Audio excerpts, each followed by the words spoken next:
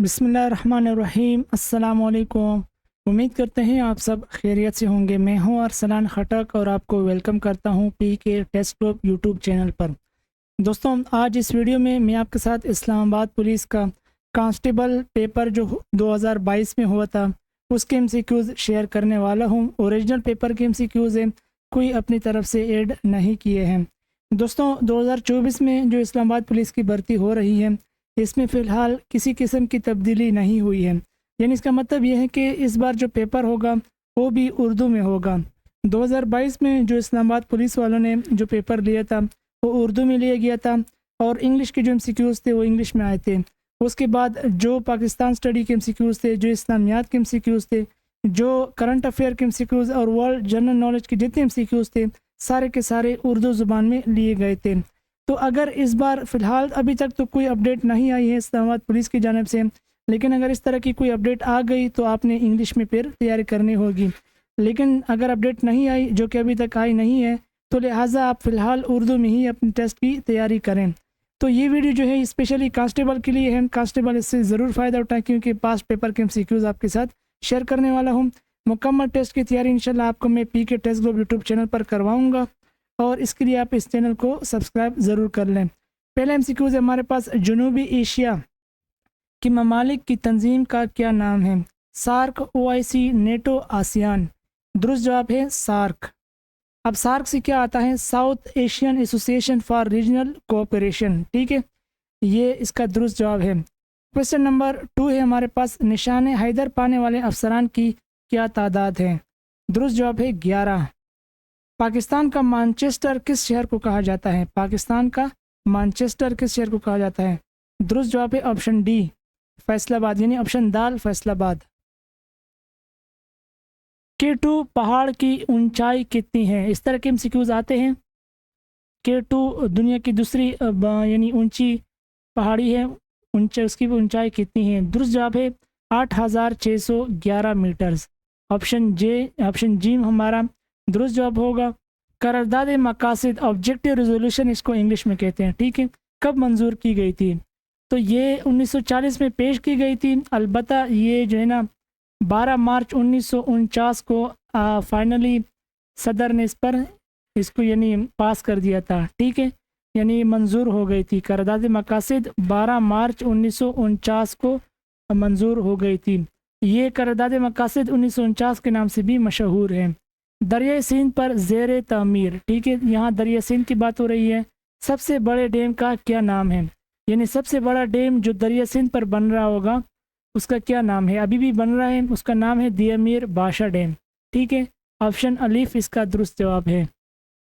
اقوام متحدہ کو UN بھی کہا جاتا ہے کہ سیکریٹری جنرل کا کیا نام ہے؟ سیکریٹری جنرل کا مطلب موجودہ جو اس وقت اقوام متحدہ کا UN کا جو سیکریٹری ہے اس کا کیا نام ہے؟ اس کا نام ہے انتونیو گوتیرس، ٹھیک ہے۔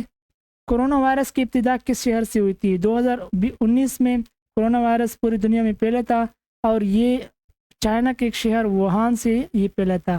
درست جواب ہے آپشن جیم۔ بابائے اردو کس کو کہا جاتا ہے؟ اب یہ دیکھیں اردو سے ریلیٹڈ کچھ MCQs آئے ہیں۔ اب اس کا درست جواب جو ہے آپشن دال ہے، مولوی عبدالحق کو بابائے اردو کہا جاتا ہے۔ کویشچن نمبر 10 ہے ہمارے پاس، منچر جھیل یہ کس ضلع میں واقع ہے؟ پاکستان اسٹڈی کا کویشچن ہے، اردو میں لکھا ہے، اور یہ پاکستان کے صوبہ سندھ کے جو دادو ڈسٹرکٹ ہے اس میں واقع ہے۔ پاکستان کے سب سے بڑے صحرا کا کیا نام ہے؟ پاکستان کا سب سے بڑا صحرا تر ہے۔ GPS کس کا مخفف ہے؟ ٹھیک ہے، GPS کا ایبریویشن کیا ہے؟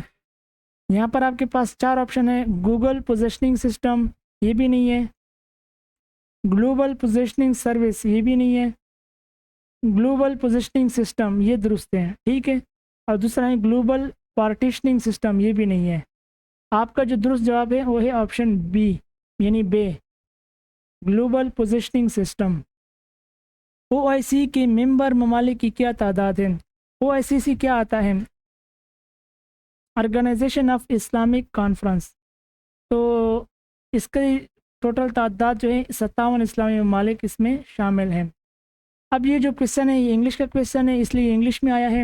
ڈز ہی ڈیش انگلش، ٹھیک ہے، اب آپ غور کریں کہ یہ پریزنٹ ٹینس کا ایکسکلیمیٹری یعنی کوشچن والا سینٹینس پوچھا ہے، ڈز ہی۔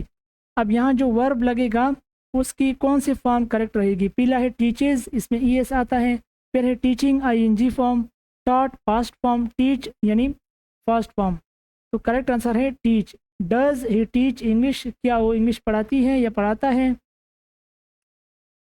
کوشچن نمبر 15 ہے قائد اعظم واز بارن آن 25 دسمبر، ٹھیک ہے، یہ پریپوزیشن کا کوشچن ہے، آپشن بی کریکٹ آنسر ہے۔ کوشچن نمبر 16 ہے پاکستان کے ایوان زیریں کے ممبران کی کیا تعداد ہے؟ ٹھیک ہے، یا یہ زیریں ہیں، پاکستان کے ایوان زیریں کے ممبران کی کیا تعداد ہے، یعنی جو ہمارے نیشنل اسمبلی کے ممبرز ہوتے ہیں وہ کتنے ہوتے ہیں؟ ان کی ٹوٹل تعداد 342 ہوتی ہے، آپشن دال ہمارا کریکٹ آنسر ہے۔ اوزون لیئر کو کون سا مادہ سب سے زیادہ نقصان پہنچاتا ہے؟ اب یہ جو ایم سی کیوز ہے یہ ایوری ڈے سائنس کا ایم سی کیوز ہے، ٹھیک ہے، تو اس طرح کے ایم سی کیوز کی بھی آپ ضرور تیاری کریں۔ درست جواب ہے کاربن، آپشن الف۔ سپریم کورٹ آف پاکستان میں کل ججز کی کیا تعداد ہے؟ 15 اس کا درست جواب ہے۔ ایوان بالا کے ممبران کی کیا تعداد ہے؟ پہلے 104 ہوا کرتی تھی لیکن اب یہ ختم کر دیا ہے، اب اس کا جو درست جواب ہے وہ ہے 100 یعنی آپشن الف۔ اقوام متحدہ کے ممبر ممالک کی تعداد کتنی ہے؟ جو یو این او ہے اس میں ٹوٹل کتنی یعنی کنٹریز ہیں؟ درست جواب ہے 193 کنٹریز۔ پاکستان کا پہلا نوبل انعام کس کو ملا؟ ڈاکٹر عبدالقدیر خان، ڈاکٹر سمر مبارک مند، ملالہ یوسفزئی یا پھر ڈاکٹر عبدالسلام کو؟ تو درست جواب ہے آپشن دال، ڈاکٹر عبدالسلام صاحب کو پہلا نوبل انعام ملا پاکستان کی جانب سے۔ کوشچن نمبر 22 ہے رمضان المبارک اسلامی کیلنڈر جو اسلامی سال ہوتا ہے اس کا کون سا مہینہ ہے؟ 7واں مہینہ ہے یا پھر 8واں مہینہ ہے یا 9واں مہینہ ہے یا پھر 11واں مہینہ ہے؟ تو اس کا درست جواب ہے آپشن جیم 9واں مہینہ ہے۔ کمپیوٹر میں کس پروگرام میں ڈیٹا کیلکولیٹ کیا جاتا ہے؟ ٹھیک ہے، اس کا درست جواب ہے ایکسل۔ ایکسل کو ایز اے کیلکولیٹر یعنی ہم استعمال کر سکتے ہیں اور اس میں ہم جو نا بڑے سے بڑا ڈیٹا بھی اس میں سیکیور کر سکتے ہیں۔ 24 ہے کوشچن نمبر کس آئینی ترمیم کے تحت اختیارات صوبوں کو منتقل کیے گئے؟ اب اس طرح کے جو آئین ہوتے ہیں یعنی ترمیم ہوتی ہے، ایک ترمیم ہوئی ہے اس میں جو زیادہ تر پاور دیا گیا ہے صوبوں کو، تو وہ کون سی ترمیم تھی؟ 17ویں ترمیم، 19ویں ترمیم، 18ویں ترمیم یا پھر 22ویں ترمیم؟ تو یہ تھی 18ویں ترمیم۔ 18ویں ترمیم کے تحت صوبوں کو اور اختیارات دیے گئے تھے۔ 25 ہے کوشچن نمبر 25 ہے، اس میں پوچھا گیا ہے تہذیب الاخلاق رسالہ کون شائع کرتا تھا؟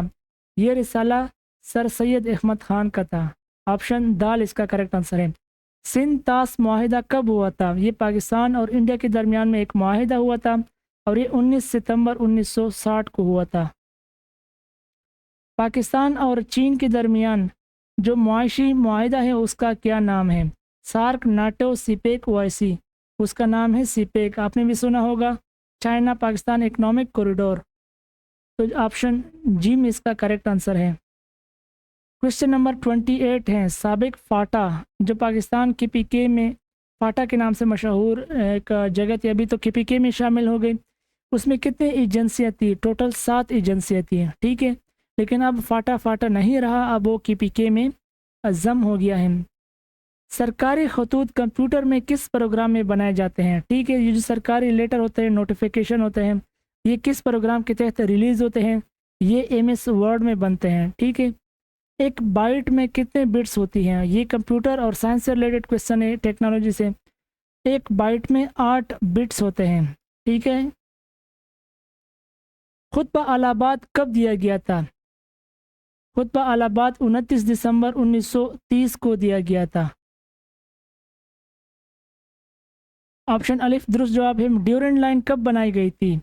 ڈیورنڈ لائن 1893 کو بنائی گئی تھی، 12 نومبر 1893 کو یہ لائن جو وار ہو رہی تھی اس کے بعد یہ لائن یعنی بن گئی تھی، جو بارڈر تھا اس کا تعین ہوا، وہ 1893، آپشن بی۔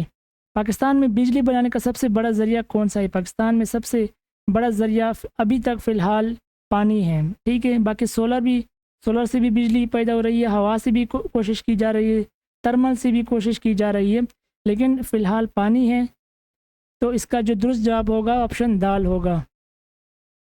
34 ہے، کوشچن نمبر 34 ہے، اس میں پوچھا گیا ہے اسلامی ممالک میں سب سے زیادہ گنجان آباد کہتے ہیں سب سے زیادہ آبادی والا، ٹھیک ہے، تو انڈونیشیا اس کا کریکٹ آنسر ہے۔ پاکستان سے بھی زیادہ اس کی آبادی ہے۔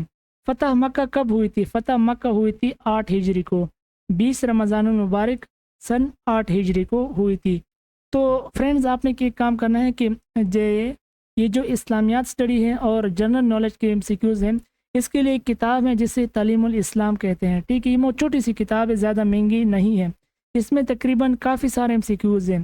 آپ کے اسلامیات کے MCQs تو اسی کتاب سے کور ہو جائیں گے، باقی زیادہ تر MCQs آپ کے جو جنرل سائنس کے ہیں اور جو جنرل نالج کے MCQs ہیں یہ بھی اسی سے کور ہو جائیں گے۔ تو اس کتاب کو آپ ضرور خریدیں۔